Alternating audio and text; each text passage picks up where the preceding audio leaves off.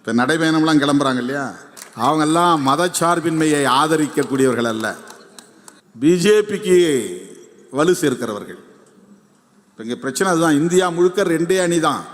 ஒரு அணி மதசார்பின்மையை ஆதரிக்கிற அணி, அதுதான் காங்கிரஸ், திமுக, இடதுசாரிகள், விசிக எல்லாம். ஒரு அணி மதசார்பின்மைக்கு எதிரான அணி, மதவாத அணி, அது பிஜேபி, ஏடிஎம்கே, அன்கோ அவங்க எல்லாம். நாம் இந்த அரசு அரசமைப்பு சட்டத்தின்படி மதசார்பற்ற அரசாக இருக்க வேண்டும் என்று சொல்கிறோம். நாம் கான்ஸ்டிடியூஷன் பிரகாரம் இயங்குகிறோம்.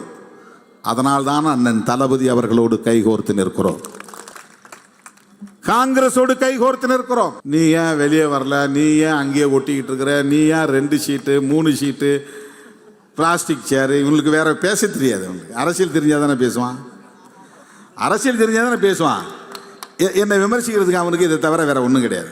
இப்போ நான் பேசுகிற அரசியல் நீ பேசு, நான் பேசுகிறேன். அப்போ நாம் ஒரு முடிவுக்கு வரலாம். இவன் நோக்கம் என்னன்னா, என்னை ஆத்திரம் ஊட்டுறானா, இப்படிலாம் திட்டினா கோவப்பட்டா திரும்ப அவ்வளோ வார்த்தையை விட்டுருவார். அப்புறம் அது திமுகவுக்கும் விசிகாவுக்கும் உரசல் ஏற்படும். உரசல் ஏற்பட்டால் அவர் வெளியே வந்துடுவார். நாங்கள்லாம் சேர்ந்து உருவாக்குறது தான் மதசார்பற்ற முற்போக்கு கூட்டணி. அண்ணன் எடப்பாடிக்கு ஆத்திரம் பொங்குது. உன்னை யார் கூப்பிட்டா, நாங்கள் கூப்பிட்டோமாங்கிறாரு. நீங்கள் கூப்பிட்டீங்கன்னு நான் ஒரு நாளும் சொல்லவே இல்லை. உங்கள் சார்பில் யாரோ பேசினாங்க, அதான் நான் சொன்னேன். யார் பேசினாங்கன்னு வெளிப்படையாக சொல்ல முடியுமா? துணை முதலமைச்சர் பதவி கொடுக்குறோன்னு எப்போ சொன்னோம் அப்படிங்கிறாரு. நீங்கள் சொன்னதா நாங்கள் எங்கேயுமே சொல்லலையே. அண்ணன் எடப்பாடி பழனிசாமி சொன்னார்னு சொன்னோமா? டிபேட்டில் நடக்குதா இல்லையா? நாள்தோறும் சொல்கிறாங்களா இல்லையா? என்னையே கேட்குறாங்கல்ல, ஏன் துணை முதலமைச்சர் பதவி கொடுத்தா வேணாமான்னு கேட்குறாங்க.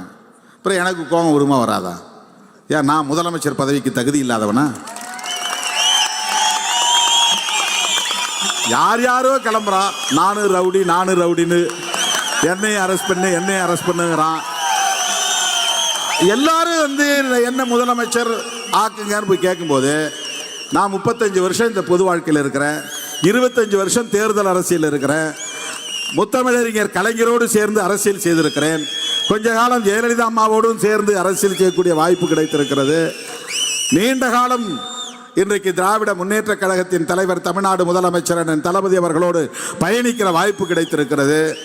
ராகுல் காந்தி போன்றவர்களோடும் சேர்ந்து களமாடக்கூடிய வாய்ப்பை பெற்றவன் நான்.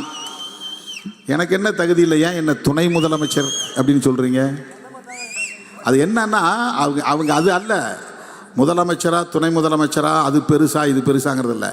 இப்படி ஆசை காட்டினா நான் அப்படியே போயிடுவேன் அப்படின்னு நினைக்கிறேன். அப்படியே வாங்க, நல்லா சுட சுட சாப்பிடலாம் வாங்க அப்படின்னு கூப்பிட்ற மாதிரி கூப்பிட்றாங்களாம்.